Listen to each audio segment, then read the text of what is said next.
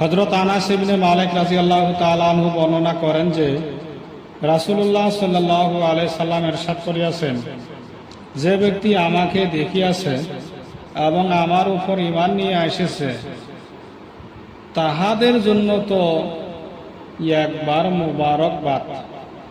রাসূল সাল্লাল্লাহু আলাইহি সাল্লাম বলছে যে আমাকে দেখার পরে যারা আমার উপরে বিশ্বাস করছে, আমার উপরে ঈমান নিয়ে এসেছে, তাদের জন্য খুশির সংবাদ মাত্র একবার, মুবারকবাদ।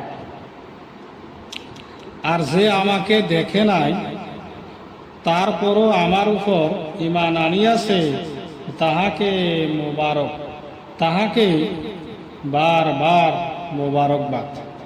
রাসূল সাল্লাল্লাহু আলাইহি ওয়াসাল্লাম বলছে, যারা আমাকে দেখে নাই আমার উপরে বিশ্বাস স্থাপন করছে, আমার উপরে বিশ্বাস আনছে, সেই মানুষগুলোর জন্য বারবার মোবারকবাদ।